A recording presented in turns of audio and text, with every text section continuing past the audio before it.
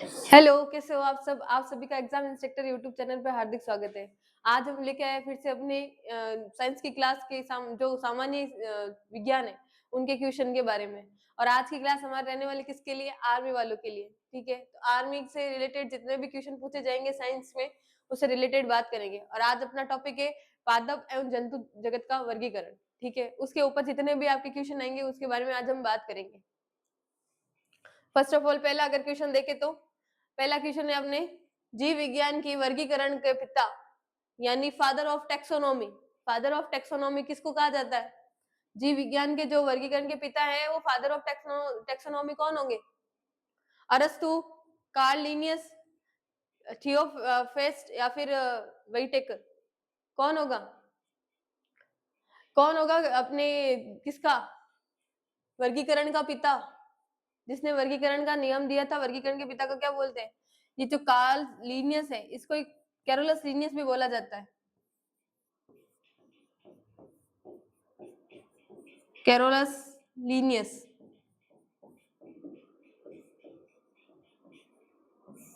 Carolus Linnaeus है, उन्होंने क्या दिया था? वर्गीकरण वर्गीकरण किया था। ठीक है, इसलिए इनको क्या बोला जाता है?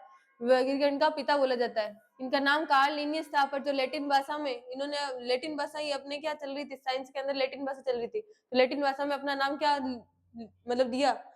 कैरोलस लिनियस दिया था। तो अपना राइट आंसर कौन सा हो जाएगा? बी।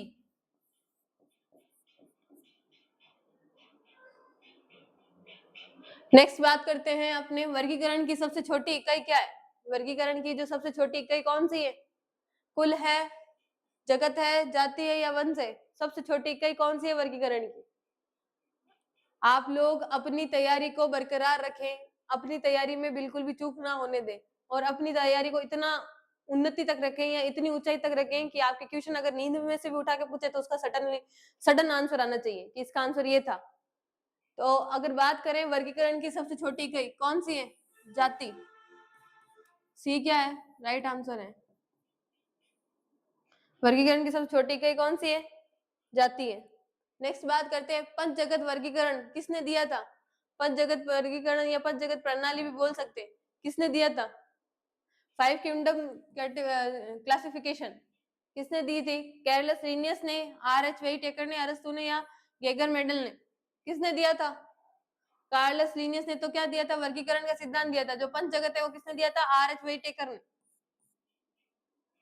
आर.एच. वेइटेकर ने क्या किया था? पंच जगत प्रणाली दी थी जिसके अंदर 5 जगत रखे गए थे। कौन कौन से? पहला था मोनेरा, सेकंड था प्रोटिस्टा,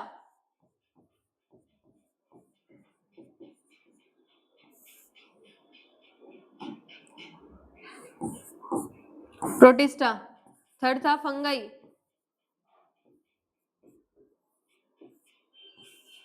फंजाई, फोर्थ था प्लांटी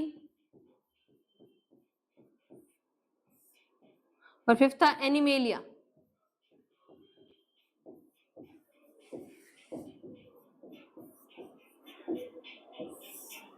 ये थे 5 जगत जिन्होंने उनको वर्गीकृत किया था। जो मोनेरा जगत है उसके अंदर सारे बैक्टीरिया को रखा गया था और जो प्रोटिस्ट है उसमें एकल जीवी जो भी है प्रोकैरियोटिक वगैरह उनको रखा गया। फंगाई के अंदर कवक वगैरह इनको रखा गया। प्लांटी के अंदर सब पादप पौधों को रखा गया और एनिमेलिया में सिर्फ जीव जंतु को रखा गया था।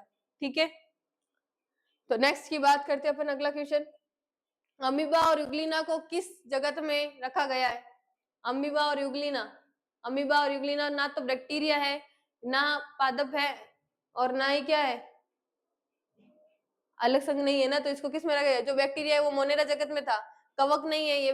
अमीबा और जो यूग्लिना ये कवक भी नहीं है, तो इनको कवक में नहीं रखा गया और पादप भी नहीं है। इसमें किस में रखा गया? प्रोटिस्टा में रखा गया। किस में रखा गया? प्रोटिस्टा में। डी आपका क्या है? राइट आंसर है। नेक्स्ट बात करते हैं मछलियों। मछलियों के हृदय में कितने कक्षक होते हैं? चैम्बर कितने होंगे? मछली के हृदय में कितने चैम्बर होते हैं? कितने चैम्बर का बना होता है? मानव शरीर कितने चैम्बर का बना होता है? सॉरी, मानव हृदय, ह्यूमन हार्ट कितने कोस्ट का बना होता है? 4 का। कल ही आपको बता रखा है। Right atrium, left atrium. Right ventricle, left ventricle. तो ये 4 कोस्ट में बटा हुआ है। वैसे के वैसे मछली के अंदर कितने कोस्ट में बटा हुआ है? 2 कोस्ट में, राइट और लेफ्ट में। बी आपका क्या हो गया? राइट आंसर हो गया। नेक्स्ट बात करते हैं अपने अगले क्वेश्चन की। मेंढक किस वर्ग का प्राणी है? मेंढक है जो किस वर्ग का प्राणी है? मेंढक को किस वर्ग में रखा गया है? एम्फाइबिया, यानी उभयचर में रखा गया है। मेंढक को किस में रखा गया है? एम्फाइबिया यानी उभयचर में रखा गया।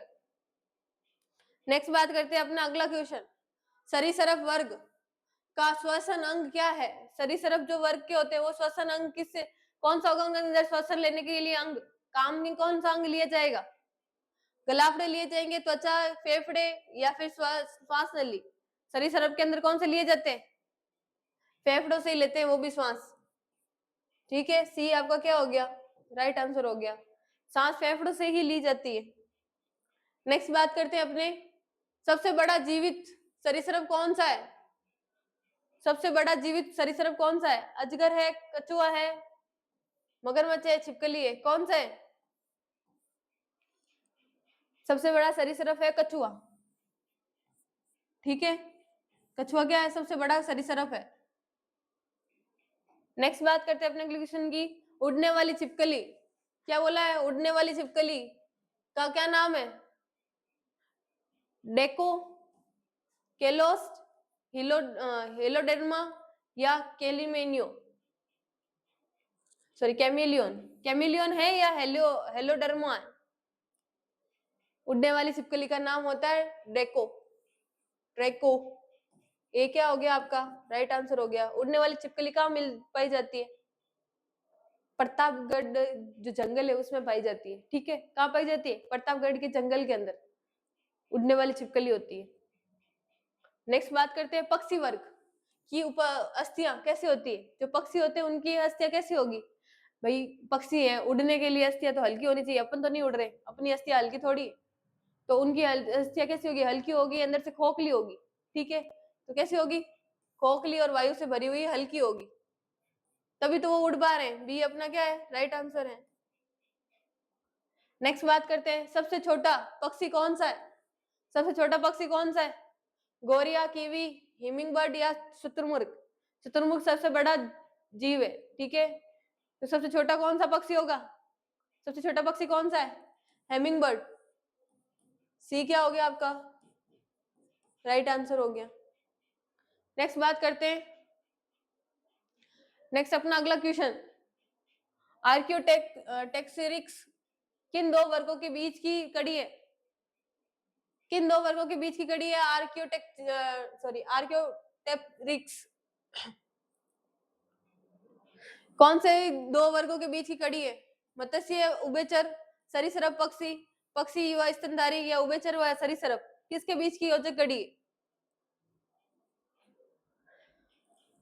ये है आपके सरीसृप और पक्षी के बीच की। बी आपका क्या हो गया? राइट आंसर हो गया। थकना नहीं है, रुकना नहीं है, जब तक कि हमको मंजिल ना मिले कहीं पे भी हमको रुकना नहीं है, हार नहीं माननी है।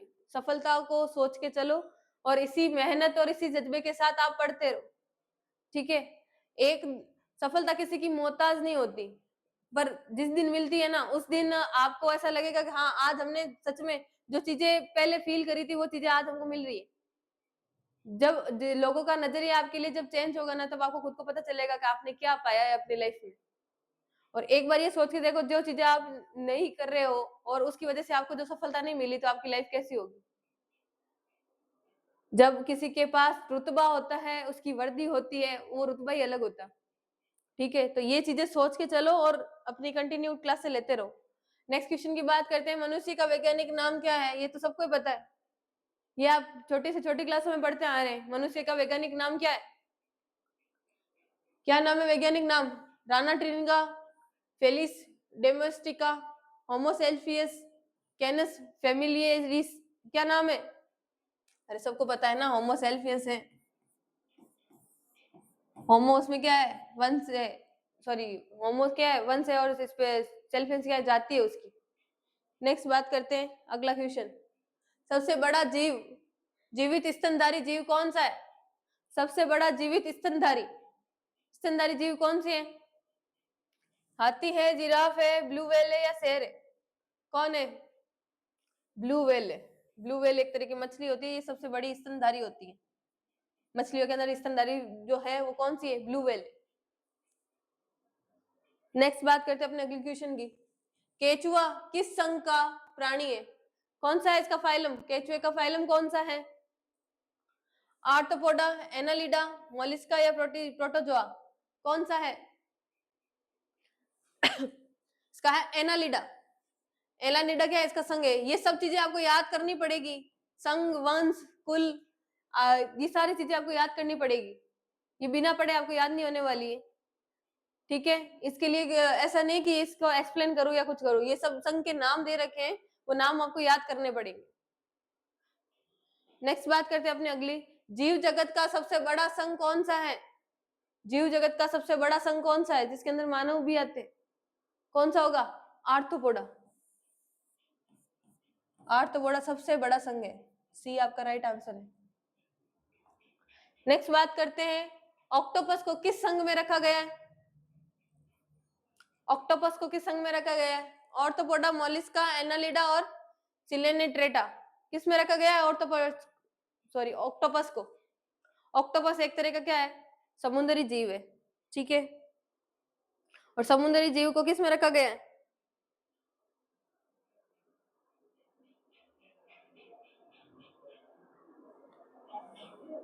ऑक्टोपस समुद्री जीव है। कितने पांव होते हैं ऑक्टोपस के?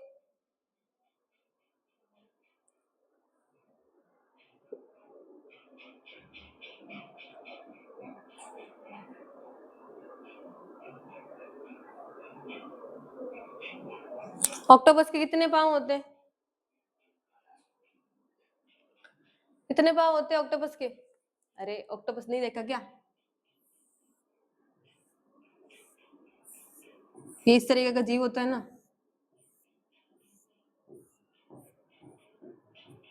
इसके 8 पांव होते हैं और ये क्या काम करता है? विसेला जो पदार्थ है वो स्रावित करता है। अगर इसके कोई संपर्क में आ जाए तो वो उस जीव को भक्षण करने के लिए उसके ऊपर विष का प्रभाव डालता है, जिसकी वजह से वो मूर्छित अवस्था में आ जाता है और इसका वो भक्षण कर लेता है। तो इसको किस संघ में रखा गया है? मोलिस्का में। कौन सा संघ है इसका? मोलिस्का। बी क्या हो गया? राइट आंसर हो गया। नेक्स्ट बात करते हैं, तारा मछली, स्टारफिश किस संघ के उदाहरण है? स्टारफिश किस संघ का उदाहरण है? तारा मछली देखी होगी, समुद्र के अंदर ऐसी इस तरीके की होती है।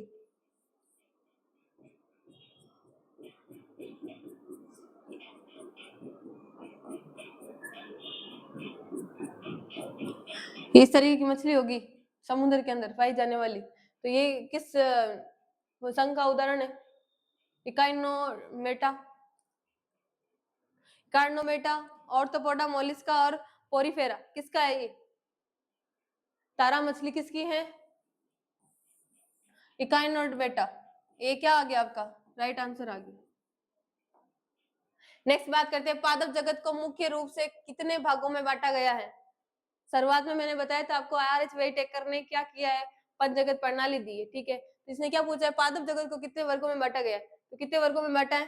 5 वर्गों में। 5 वर्ग कौन कौन से? मैंने नाम बोला था आपको, मोनेरा, प्रोटिस्टा, फंजाई, प्लांटी और एनिमेलिया। इसको कितने जगत में बांटा गया है? 5 जगत में।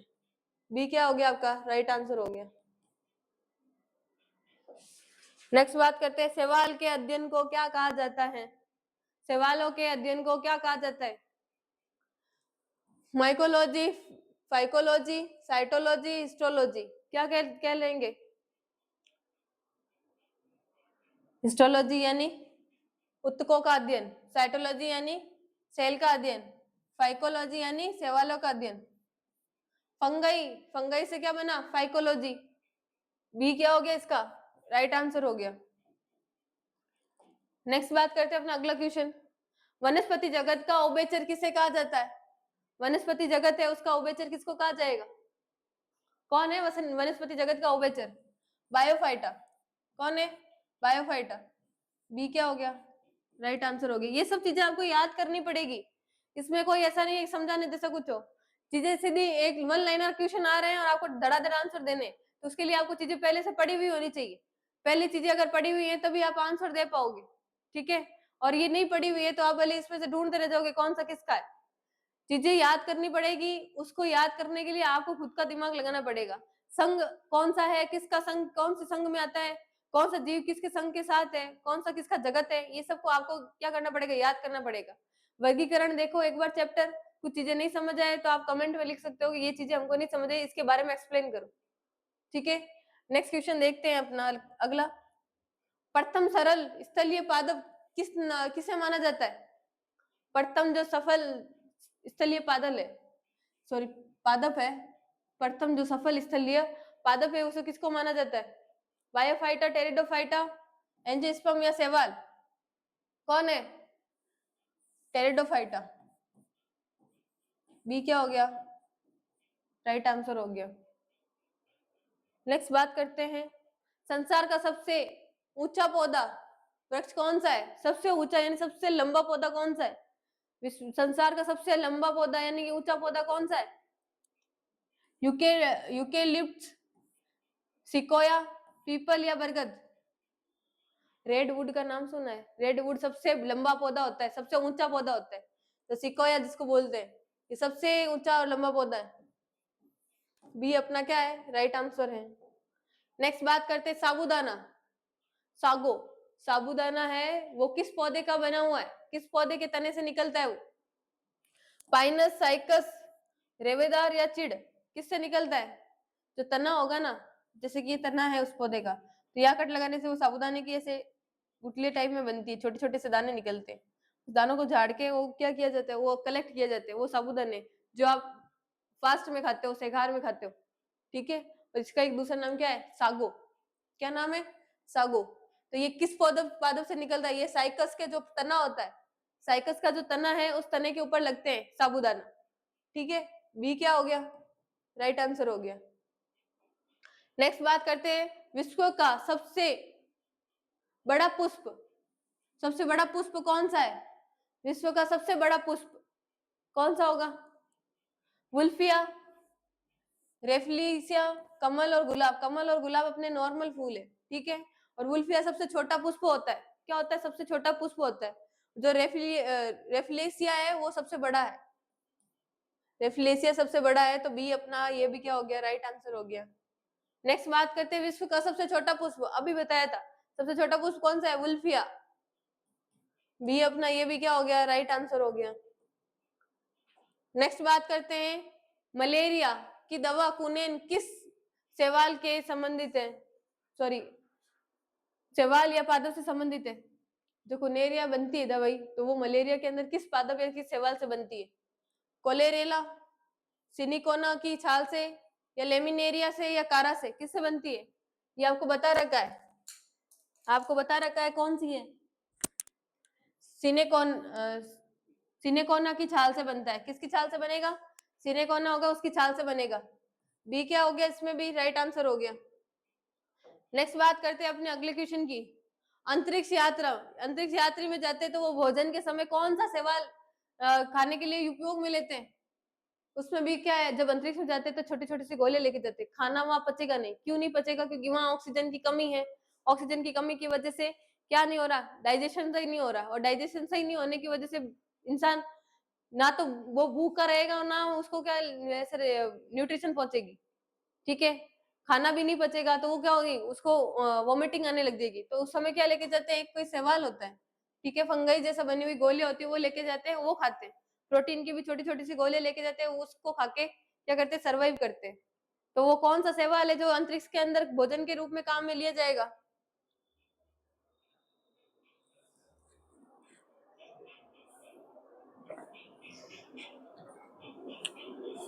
कौन सा सवाल है?